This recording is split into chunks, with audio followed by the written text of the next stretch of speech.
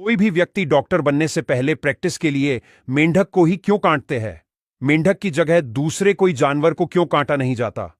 आइए जानते हैं कि मेंढक में ऐसी कौन सी खासियत है जिसके कारण उन्हें इस प्रक्रिया का शिकार बनना पड़ता है।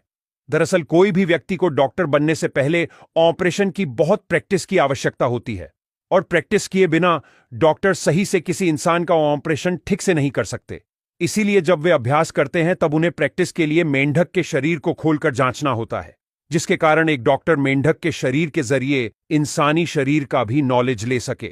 अब सबसे बड़ा प्रश्न यह है कि सिर्फ मेंढक को ही क्यों काटा जाता है?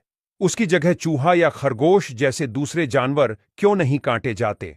तो इसका जवाब है कि मेंढक के शरीर की आंतरिक संरचना कई मामलों में मानव शरीर से मिलती जुलती होती है।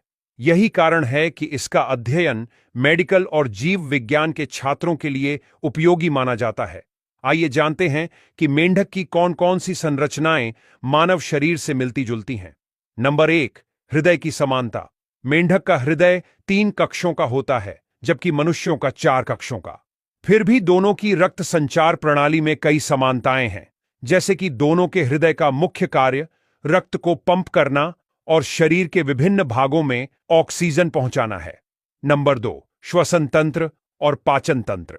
मेंढक और मनुष्य दोनों फेफड़ों के माध्यम से सांस लेते हैं। हालांकि मेंढक त्वचा और अपनी गिल्स से भी सांस ले सकता है, जो मनुष्यों में नहीं होता।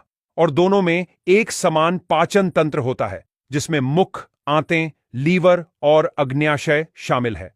नंबर 3, नर्वस सिस्टम और रक्त संचार प्रणाली। मेंढक का ब्रेन और रीढ़ की हड्डी मनुष्यों की तरह कार्य करते हैं, लेकिन मेंढक का मस्तिष्क आकार में छोटा और इंसान से कम जटिल होता है। अब सवाल यह है कि क्या मेंढक डिसेक्शन के बाद यानी मेंढक काटने के बाद मर जाता है?